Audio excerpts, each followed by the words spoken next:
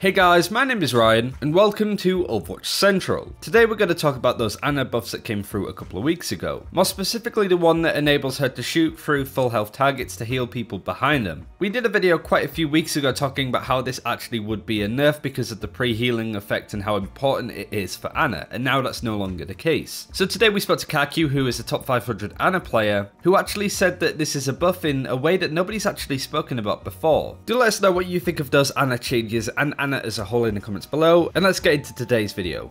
So to begin with, we'll start with introductions, but also what I wanted to do is something that you do in your one trick videos, is like just a nice quick tip for Ana players to begin with, but also first of all, who are you? Hey, what's going on guys? My name is KarQ. I am a Overwatch YouTuber and Twitch streamer who plays at a top 500 level, mostly support, and of course, lots of Ana. And one tip that I would recommend to learn as Ana is to quickscope, because I think this is a big part of her gameplay, game style, and an important skill to learn in order to succeed with her. Just to get everybody on the sort of same foot, we'll go over what these changes actually were for Ana. So in your own words, can you sort of describe what these changes were? One of them is pretty obvious and obviously a net buff, as we'll go over, but there is one that's caught a lot of people out, I suppose, for Ana. Right, so the most recent changes were the fact that she got 4 extra shots, so instead of 10 shots, she now has 14, which is a straight net buff. And the other change is that now all the bullets you shoot at full HP targets now pass through them, and can now hit allies and enemies through their body.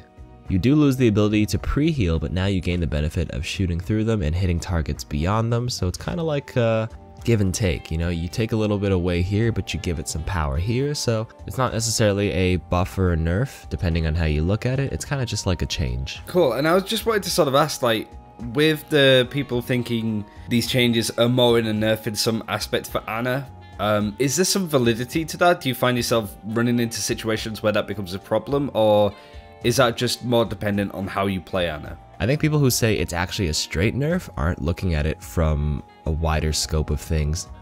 The people are quick to have this knee-jerk reaction of suddenly losing the ability to pre-heal because it's such a big muscle memory and big part of how they played Ana. They would just spam the shots into full HP targets and feel that feedback.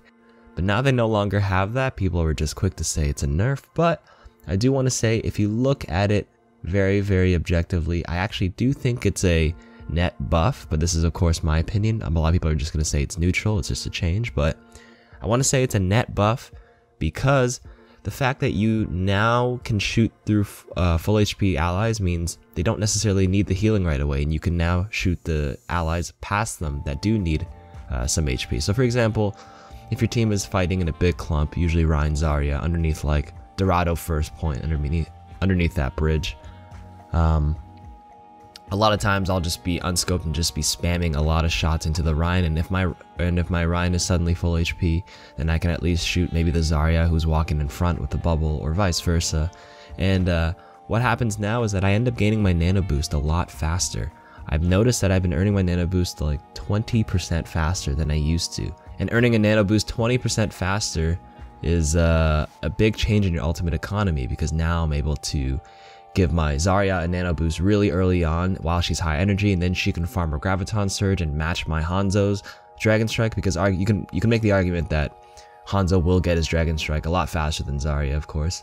So being able to earn my nano boost helps my team farm their ultimates, and I can probably build another nano by the time both my Zarya and Hanzo are ready. So basically it's just a big change, paradigm shift in the ultimate economy and how Ana is played. You have to use your nanos way more proactively now since you earn it a lot faster, and I think that's the buff that people are missing. They weren't looking at first because they're so fixated on the fact that you lost the pre-heal ability but didn't see the bigger picture of things. You get in nano boost a lot quicker. Is it having a lot of success in that regard? Are you finding that you're winning more team fights or winning more games because of this change, or is it more a nice quality of life thing that's helped a lot but really hasn't made that impact or that much impact on the games that you're actually playing?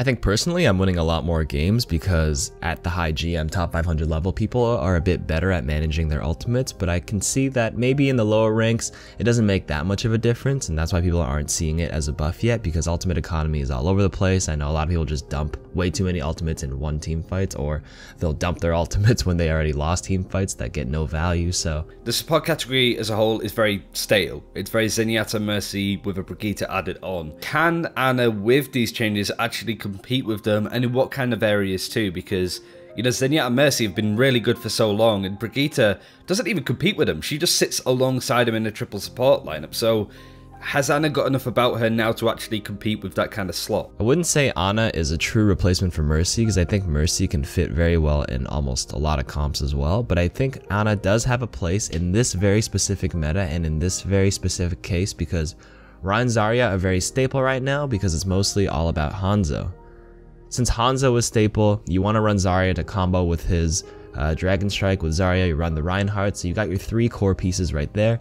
Zenyatta is essential to have that Transcendence and Discord orb, so then the other 2 maybes are Brigitte and the Mercy. Obviously Mercy 80% of the time. Brigitte can actually be replaced by another DPS these days, maybe Double Sniper with Widowmaker, but in terms of Ana being able to replace that Mercy slot, that's where she would fill in at this point.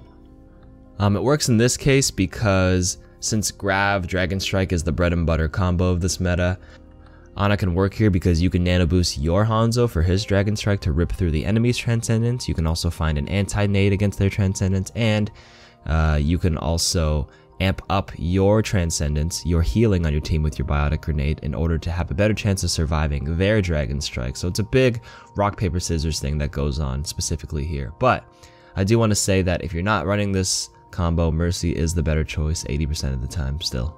But I guess one of the other main questions that's left to ask is, were these the right changes? Like with Ana, were there other things that... It seems like a very typical Overwatch thing at the moment, of a change coming out with a hero and the people play going, oh, this is cool, but it's not really what we asked for. So were these like appropriate changes for Ana? Do you feel that it's enough? And are there any things that you would like to see in place of the shooting through full health allies? I don't think anybody was expecting the change of being able to shoot through allies. Nobody was really asking for it, but I can see why Blizzard chose this route. So one thing that I did read from Jeff Goodman, one of the lead designers in Balance, is that their balance philosophy isn't so much to buff a weakness, because if you buff a hero's weakness significantly, then they can very easily become super overpowered, right?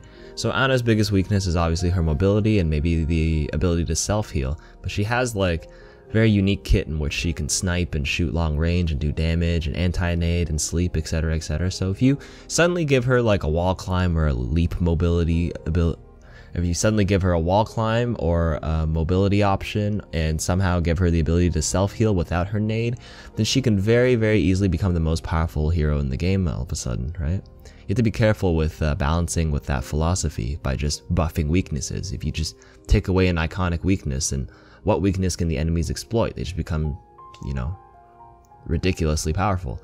So I can see why Blizzard chose that route. They kind of buff the strengths that she already has. So she's a sniper, so hey, let's give her a few more bullets. Instead of 10 shots, let's give her 14. Slight buff in that department, but still keeps those iconic weaknesses. And then a change in shooting through teammates was, yeah, again, I think Blizzard looked at it, hey, you lose the benefit here, but you gain a new benefit here. So it's kind of an adjustment in playstyle more than anything when you look at it at first glance. So they went that route.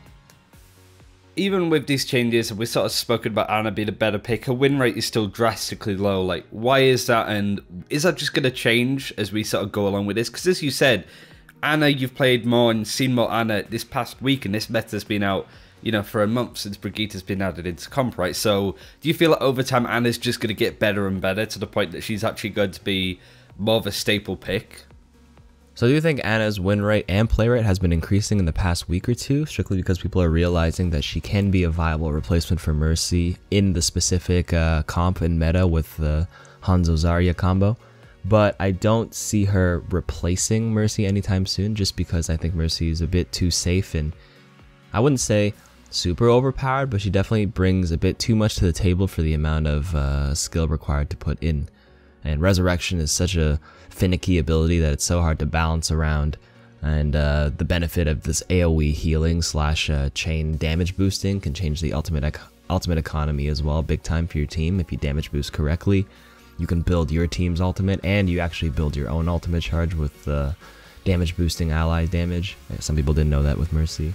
But yeah, I don't think Anna's going to replace Mercy anytime soon, but she's definitely seeing quite a bit of an increase in win rate and play rate, but I don't think it's not going to change too much at the grand scheme of things, which is very unfortunate.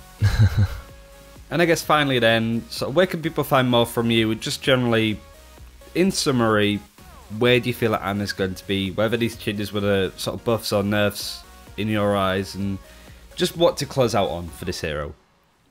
So in conclusion, I do think the buffs were quite nice, and the change was actually quite nice in the grand scheme of things. It was definitely a buff, and I would say some Ana players actually say that she may not need anything more. The only thing that needs to change is Mercy. She's just being outshined by her way too much, and that goes for Mora as well. I know Mora's played a lot in lower ranks, but Mora is hardly ever played in GM. Only in a very specific like 3-3 tank pushing comp that can only be used for like a few rounds, 1 round or 2. But literally it's Mercy 90% of the time as a primary healer. And I define primary healing as someone who does like mostly healing, which is just Mercy, Mora, Anna. And Mercy just wins every time. Anna being second, Mora actually being third. Yeah, so again, I like the direction they're going with her, but I would like to see a change to Mercy before buffing Anna anymore, in all honesty. But hey, thanks for having me, Ryan, and Overwatch Central team.